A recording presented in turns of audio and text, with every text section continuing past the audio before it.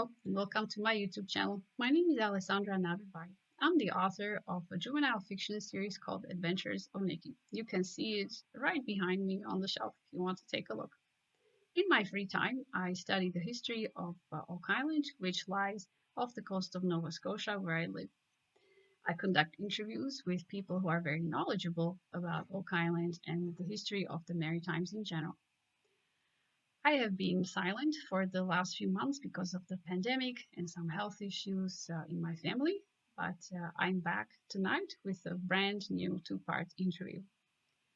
At the beginning of the treasure hunt on Oak Island in the 1800s, people thought that the money pit, booby traps, flood tunnels, that all of that was the work of pirates. And they had every reason to believe that because in the 1600s and 1700s, Nova Scotia was home to pirates and privateers. Did they bury something on Oak Island and retrieve it, or is it still there? I don't know. I decided to ask this question of a dear friend of mine who is a modern day pirate. His name is Dwight Parker. He's the founder of the Pirates of Halifax. It's a historical reenactment and entertainment group based in Halifax, Nova Scotia.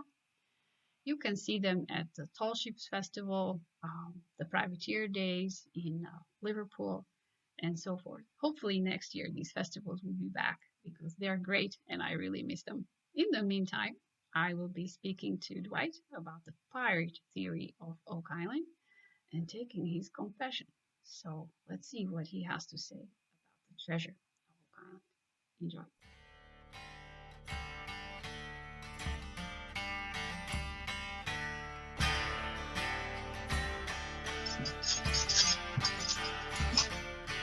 Hey, will the Pirates of Halifax surrender your treasure and drop your guns? Take a little fortune looking for swag from a black powder Jolly Roger. Captain Barbosa.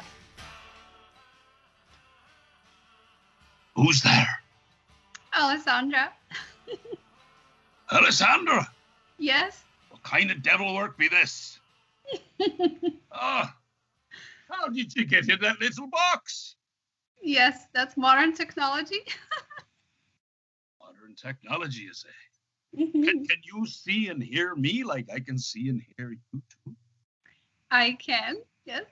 Oh, okay. Well, it's nice to see you. Hope all is well and where you are. Well, I'm in Nova Scotia. Where are you? Oh, well, we're just we're off the coast of Barbados. Darkness has fallen, so we're just heading a bit north. Maybe I'll show you on the map. Please do. Eastern Caribbean, and this would be the Western City. All right, here in the Windward Islands.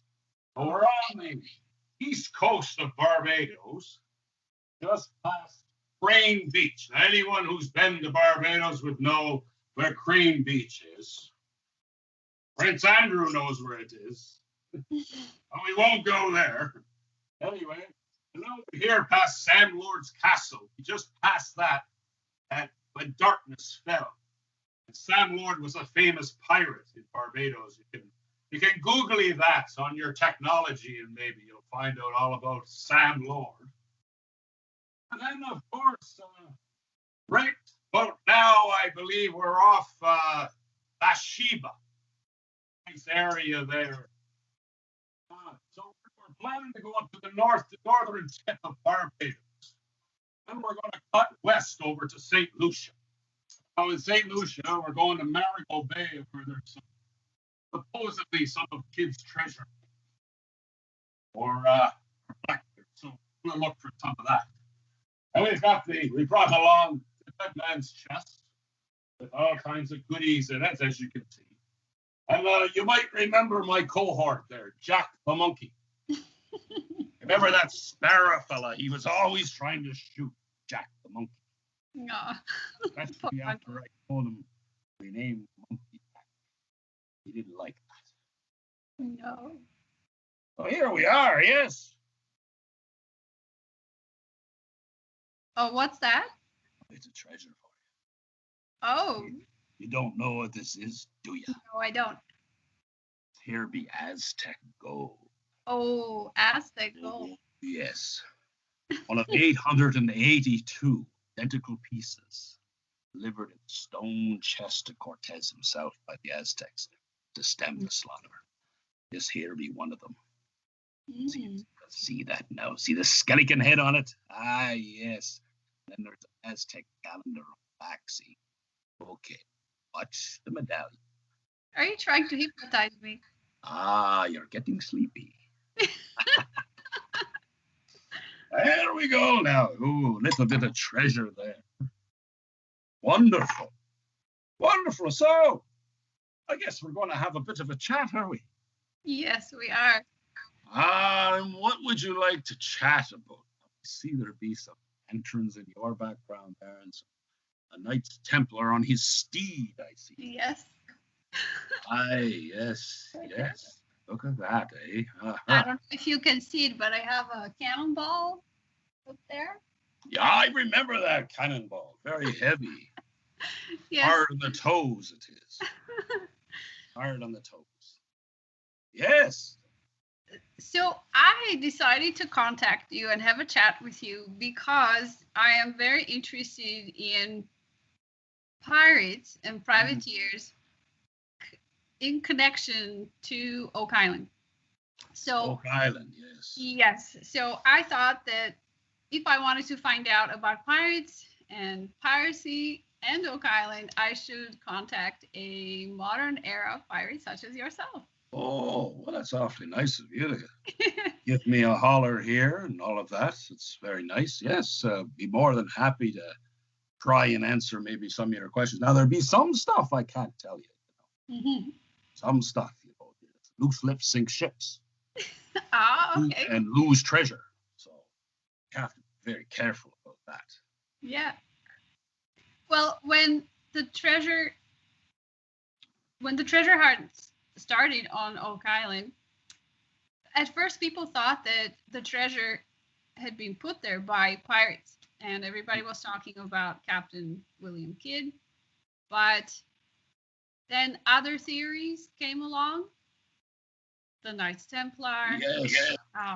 Rosicrucians, and I thought that the whole pirate angle was kind of forgotten, and I would like to revive it and delve into it with you tonight. Well, yes, the whole pirate, the golden age of piracy really was between 1750 and 1730. That's when you had a lot of activity going on up around this area. Mm-hmm. A lot of people say that pirates, and most of them were Celts, you see. They were Irish, Welsh, Scottish. I have some Welsh pirate blood in me. Oh, do you? Same as Captain Kidd. He was a Welshman as well. So we can trace our origins back there. And, thing about Atlantic Canada and Nova Scotia especially is that we stick out into the Atlantic and we're just north of the Gulf Stream. So you see a lot of the Spanish, when they were plundering the Mexico and Central America and South America, they knew after Columbus, they knew about the Gulf Stream, that it would take them back over to Western Europe pretty quick. And so that's what they did. And of course, some of them drifted a bit further north. So they spent a lot of time plundering those Spanish galleons, other vessels, during that period, Golden Age, down in the Caribbean. And they would spend winters down there, and then they'd come north for the summers here. So I'm just going to get a torch on here so I can maybe brighten things up a little bit. Okay. So basically, that's the way that it was, and that time fits in with a lot of things that were discovered on Oak Island. Now, Captain Kidd, they hung him at Execution Dock in 1701, right on the River Thames there. And if you go there today, there's the Captain Kidd pub is right there. And supposedly, before he was hung, he said, I buried my treasure where two tides meet, and it was supposedly northeast of Boston. So that would put it in this general area of Nova Scotia. And the Bay of Fundy, in particular, two tides meet. And so their legend has it that in around Port Royal, shortly after Kidd was hung, or hanged, as you might say, some of his crew were spotted coming ashore near Port Royal, up there, in the Royal area. So that's always led a bit of credence to that story. Mm-hmm. Now, as you know, that right across from where Oak Island on the South Shore is, if you go straight across in a straight line to the Bay of Fundy, there's another Oak Island. Right. Yes. Yes. There's a second Oak Island. Yes. Yep. Maybe there's something to the story of Captain Kidd, that Oak Island. But for many, many years, it's always been said there's a lot of Kidd evidence on the South Shore. And ever since I was a young boy, I spent a lot of time in the Chester area and Eastchester specifically. Oh, did you? Yes, and we used to go over to Western Shore, and at that time they were sort of capitalizing on that whole legend. And there was a motel over there with a big pirate Captain Kidd portrait on the sign outside, and there were other little places in Eastchester. There's still today the Captain Kidd Rod and Gun Club. Mm-hmm. So we'd go over there, and the whole pirate was there. And my father had a business associate, a close friend. He was like an uncle to me. His name was Ray Corkum, out of Chester. And Ray had some cabins. I believe they belonged to the Ideal Maternity Home at one time in Eastchester. Mm-hmm. That's another story for another time, perhaps. But he had these cabins. There was 5 or 6 of these cabins right on the beach across from Graves Island. Mm-hmm. Graves, of course, there's an Oak Island connection there. So we'd go down on weekends and be a bunch of people there, and kids and adults. And I'd be 7, 8, 9 years old or so. And wonderful times. So that whole area of that South Shore had this whole pirate persona about it. That's probably where this came, this whole pirate idea. So from there, we got to just down the road, a Frail Cove there, just a little bit north of Eastchester. There was a family from Dartmouth, the Lehman family, and they owned Dartmouth Woodworkers. And my dad was a contractor, general contractor. So he did a lot of business with the woodworking companies and the lumber companies. And this Lehman company family owned what was called the Buccaneer Lodge right there. And it's still there today, just down a few hundred yards from the Captain Kidd Rod and Gun Club. Mm-hmm. So they had cabins, and they had the thing called the Buccaneer Lodge, you see. And they would run charters out to Tancook Island. Oh, really? And they were just like a bunch of pirates, these guys. So, being a young boy, they'd always get me to wheel out the dolly with all the cases of alcohol on it. Put it on board the boat. So they chartered these out, and you could go on the weekend, go out for a 4-hour cruise, and you'd go to Tancook, spend a little time, come back, and go in the back harbor and front harbor of Chester, all the wealthy American homes and such. Then they'd bring you back to the Buccaneer Lodge, where you'd have a party. But first, you'd have a lobster or steak dinner. Now, on the cruise, all your drinks were provided, and the cost of that, I was a young boy, was $19.99. Can you imagine? Today, that would probably be close to $80, $60, $80 evening, and go well for the whole day. And then there'd be a party. Well, while they were out in Tancook, pick up the 2 fellows, Basil and Raymond, and they looked just like something out of a Hollywood movie. Pirates, weathered faces, they were fishermen and so on. They drink the rum and have some fun. And the captain on board the boat, his name was Jim Brennan. He was like another pirate as well, and he'd run off halfway through the cruise. He'd go and mix himself a drink, come back up to the helm. Well, for about 20 minutes, he'd hand the wheel over to me. So here I am, My goodness. 7, 8, 9 years old. You'd never get away with that today. But No. that's some of the memories that I have of that area. But there is some evidence, at least in carved rocks and so on. Mm-hmm. There's Point, I was told. I've never seen it. I was told there's a rock there that has the name Kidd, William Kidd, inscribed on it. And at Cape Breton, up the Myra River, there's also another stone that's carved that says Captain Kidd, William Kidd. Mm. Now, they really haven't been authenticized or anything like that, but there is archaeological evidence up the Myra River that there was a careenage there at the time. And so that's where they think pirates were bringing their boats to scrape off the barnacles and put in some oakum and stuff to keep the leaks up. Mm-hmm.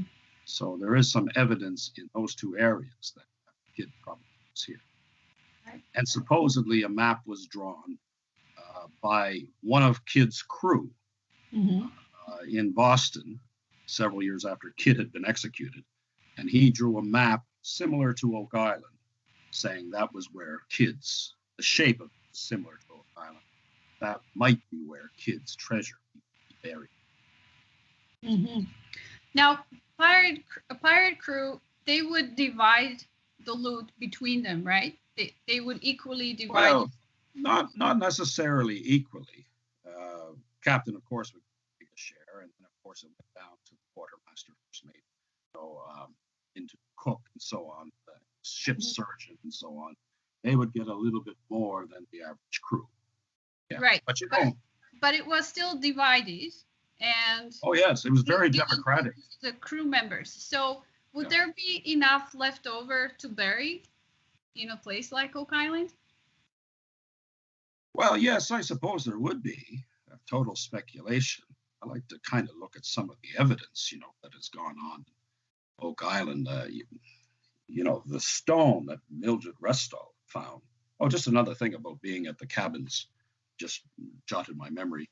Being at the cabins in Eastchester, Mr. Corcom's cabins.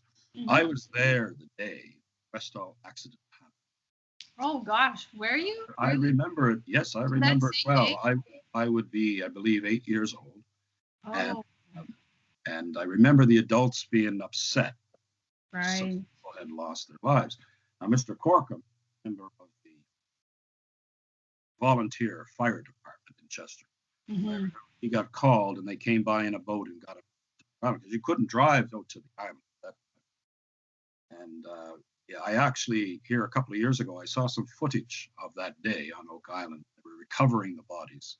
And I did have tragedy. Yes, I did happen to see Ray Corcom sort of backside on, and he's on the island when they were recovering the bodies. So, I just thought I'd throw that in there. But going back to Oak Island, the stone has the year 1701 on it that Mildred Restall found. Again, says it may shed some light on evidence that there were some pirates around at that time. Because that's right smack in the middle of that 1650 to 1730 range of the golden age of piracy. Golden age of piracy, right. Yes, and in that Mahone Bay area, it wasn't settled until 1754, so it was pretty sparsely populated. Right. You could get away with hiding a ship, hiding treasure, whatever. Some have said that one for every year. Every island for every day of the year, 365. I think in around the Mahone Bay area, it's more like 77, but that's still quite a bit. Yeah. We're getting a bit rough here. We must be hitting that sea as we come around the north end of Barbados. The boat's rocking a bit right now. Yeah. Yeah. So apart from Captain William Kidd, any other? Oh, are you okay?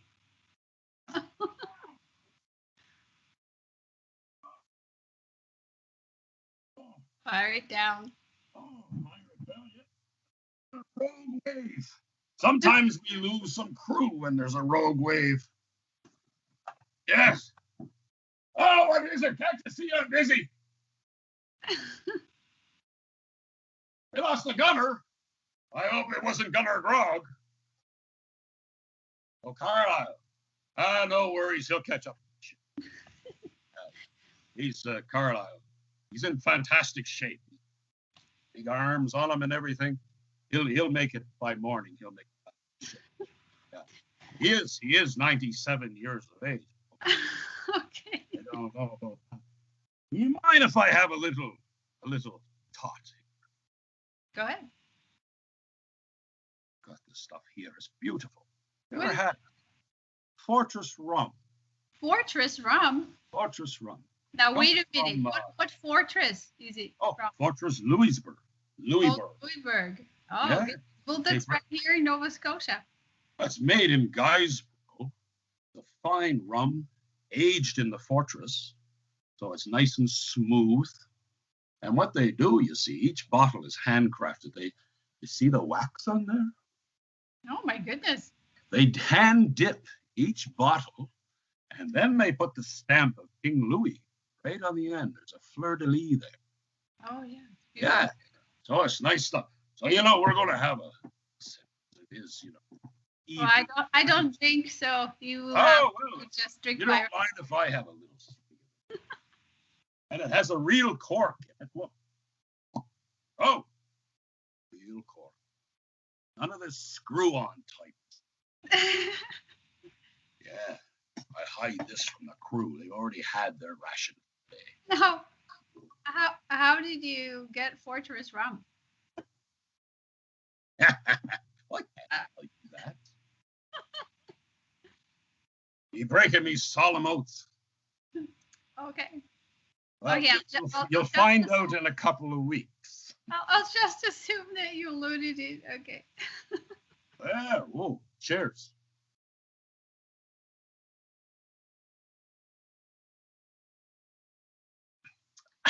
Yeah. So speaking of Fortress Louisburg, wasn't it built partially to fend off pirates? Well, at that time, there was no, real navy or anything cruising around protecting people. Right. And you had the First Nations people there. You could be under attack from them, and of course there were lots of pirates.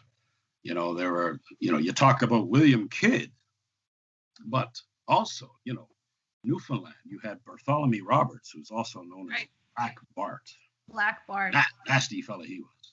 Mm-hmm. Then you had Peter Easton. Well, Black Bart was around 1720, but Peter Easton was way before that, around 1610 to 1615. Yeah. He amassed a fleet of 50 ships, 50 odd ships, and had over 300 men working for him. Mm-hmm. They were going out and hitting a lot of those ships that were starting to do trade up and down the eastern seaboard. Right. At that time. As you know, by this time, it's been 150 years or more since Columbus. So the West Indies especially was developing, up Florida and so on. So Peter Easton was there. He was in around Placentia Bay, where I've been. There's evidence there. He had a base, Harbor Grace, Fairyland. Harbor Grace. Yes, and so he's regarded by pirate academics as being probably the most successful pirate of all time. Mm-hmm. He ended up retiring in the south of France, in the Mediterranean, and died around 1640. A very, very wealthy man. Mm-hmm. But Alessandra, Hollywood has always portrayed pirates as being sort of drunken buffoons, Mm-hmm. And many of them were learned men of nobility.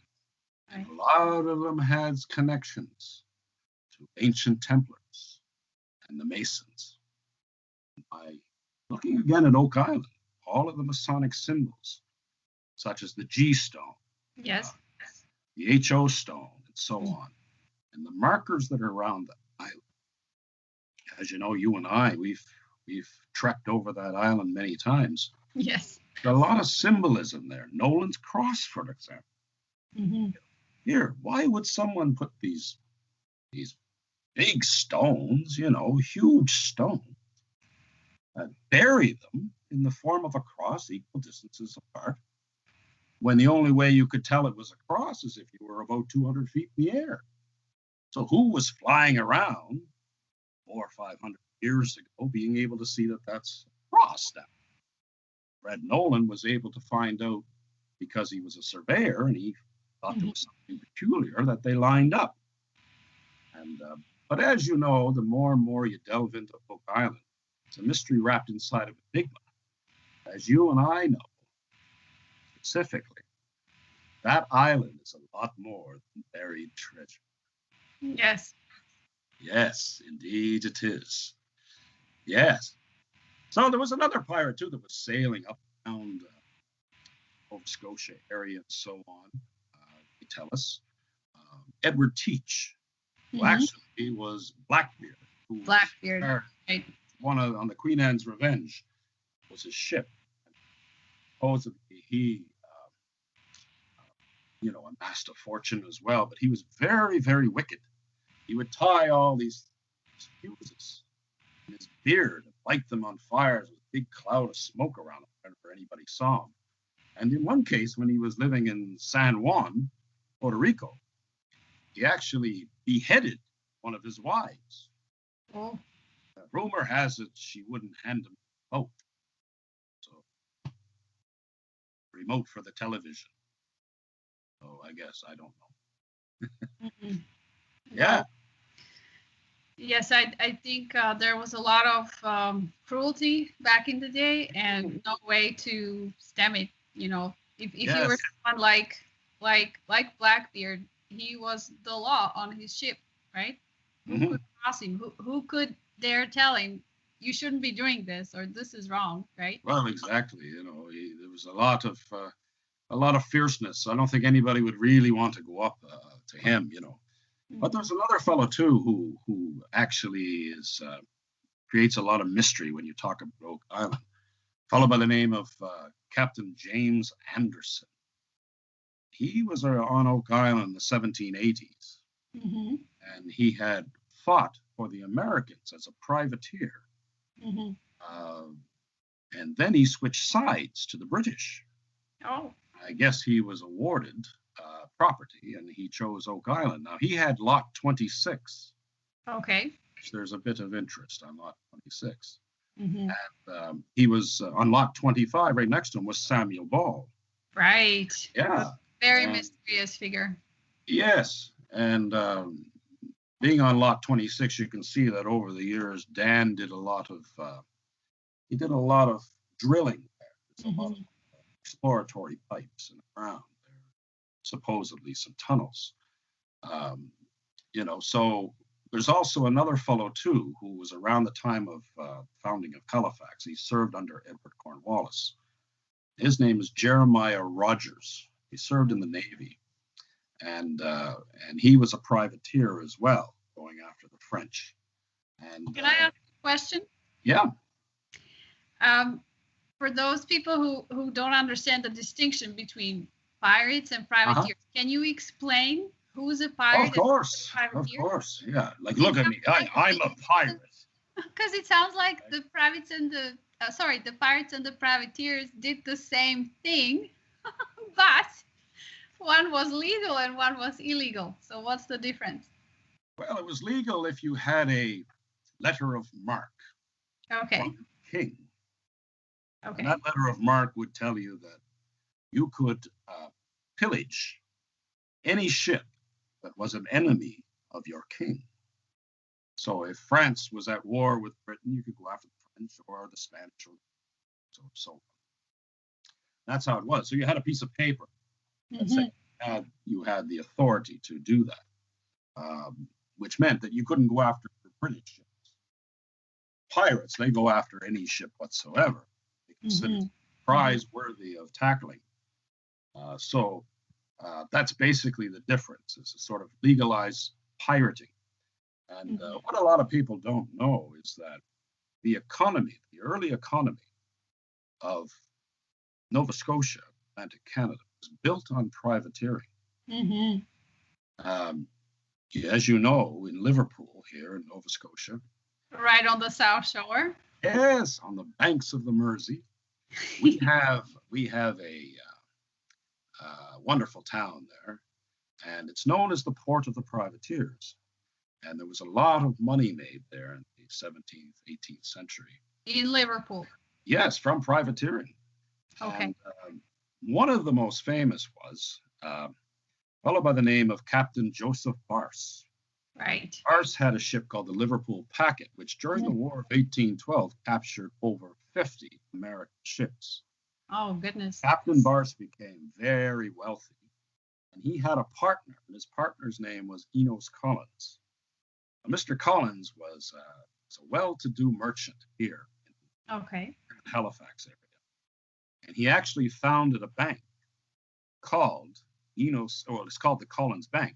Now, if you're on Lower Water Street, Halifax, and you put your back against the Morris's Tea Building, and you look down the promenade of the historic properties, down where the lower deck and places like that are, and if you look over at about 11 o'clock to your left, you'll see carved in concrete a header over a door that's now bricked in, and it says bank.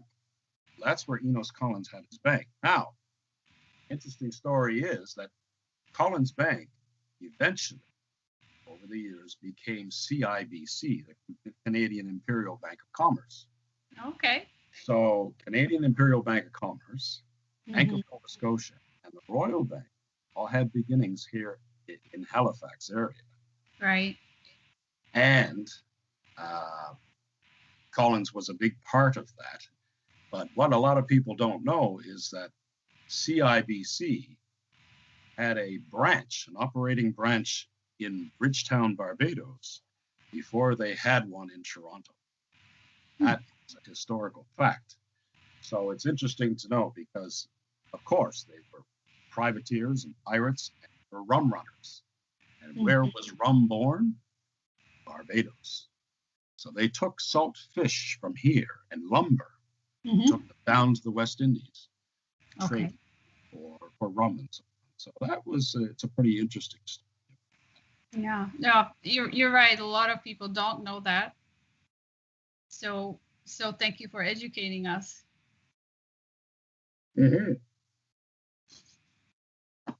Yes. You're welcome. Nice.